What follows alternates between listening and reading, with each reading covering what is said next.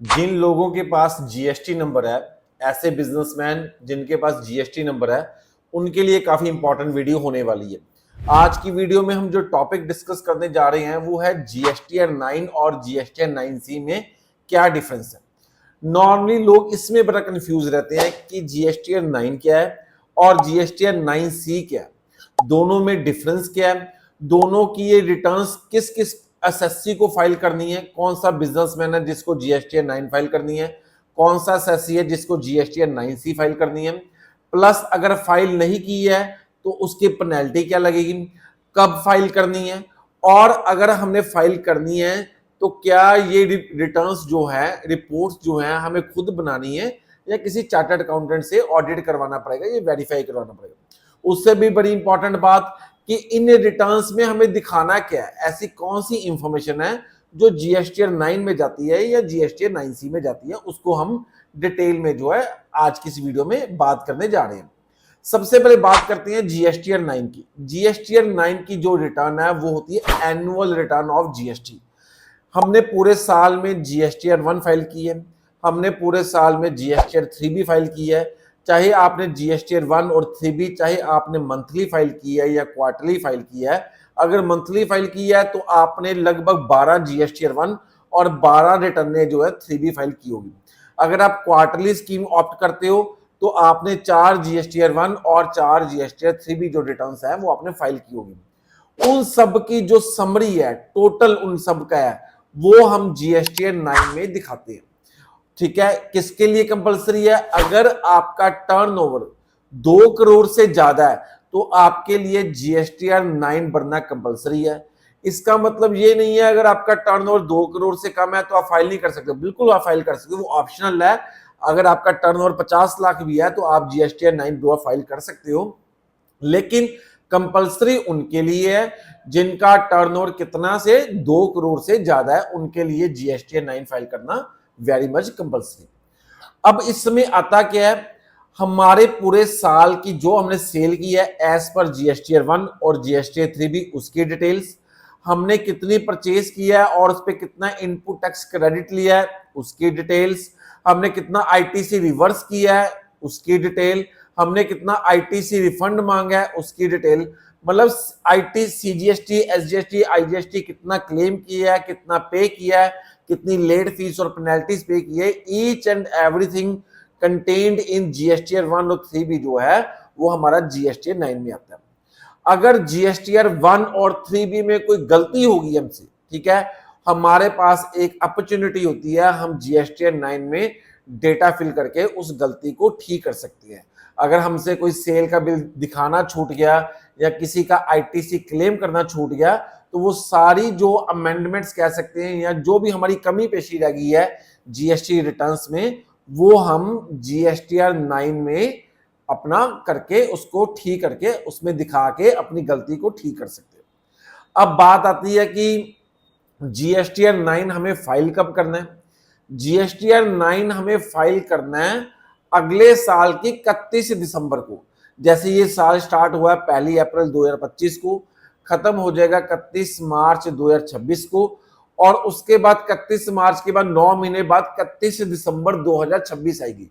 तो 31 दिसंबर 2026 तक हमें जीएसटीआर 9 को फाइल करना पड़ता है।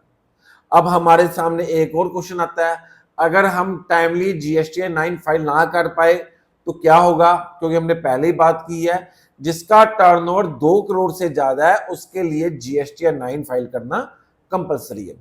तो अगर हम टाइमली फाइल नहीं कर पाते हैं तो 1 दिन की 200 रुपया पेनल्टी पड़ेगी। मान लो आपकी रिटर्न 10 दिन लेट होगी तो आपको 2000 पेनल्टी पड़ जाएगी, लेकिन जो मैक्सिमम पेनल्टी है वो आपकी जितनी टर्नओवर है, जितनी सेल है, उसकी 5.5% से, आधे परसेंट से ज्यादा नहीं हो सकती। ये बात याद रखना है, वैसे ये 200 रुपया पर डे पेनल्टी है। तो ये हमने बात की कि जीएसटीआर 9 होता क्या। उसके बाद आगे बात करते हैं जीएसटीआर 9C क्या होता है। जीएसटीआर 9C बेसिकली ये जीएसटी का ऑडिट है, ठीक है। ये किसके लिए? उस बिजनेसमैन के लिए कंपलसरी है जिसका टर्नओवर 5 करोड़ से ज्यादा है, ठीक है। 5 करोड़ से ज्यादा टर्नओवर है उसको जीएसटीआर 9 तो फाइल करनी ही करनी है, क्योंकि 5 करोड़ से ज्यादा है तो जीएसटीआर 9 के लिए लिमिट 2 करोड़ है, तो जीएसटीआर 9 तो उसको फाइल करनी ही करनी है, साथ में ही उसको जीएसटीआर 9C भी फाइल करनी है। जीएसटीआर 9C इसको हम कह सकते हैं जीएसटी का ऑडिट होता है। जीएसटी का ऑडिट कौन करेगा? चार्टर्ड अकाउंटेंट करेगा। ये बेसिकली एक रिकंसिलिएशन स्टेटमेंट है जो आपकी बुक्स ऑफ अकाउंट ऑडिट हुई है, ठीक है, उसको जीएसटी रिटर्न्स के साथ मैच किया जाएगा, जीएसटीआर 1, जीएसटीआर 3B और जीएसटीआर 9 के साथ। उसके साथ ऑडिटेड बुक्स को मैच किया जाएगा और ये देखा जाएगा किसी भी किस्म का कोई सेल में, परचेस में, इनपुट टैक्स क्रेडिट में, सीजीएसटी में, एसजीएसटी में और आईजीएसटी में किसी भी किस्म का कोई मिसमैच तो नहीं है।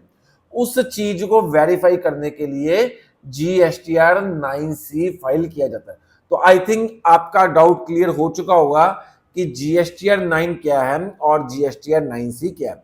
अब बात करते हैं कि जीएसटीआर 9C आपको कब फाइल करनी है। सेम ड्यू डेट है उसके लिए भी अगले साल की 31 दिसंबर, 25-26 के लिए उसके लिए भी सेम 31 दिसंबर 2026 है। मतलब जीएसटीआर 9 और जीएसटीआर 9C फाइल करने की ड्यू डेट सेम है।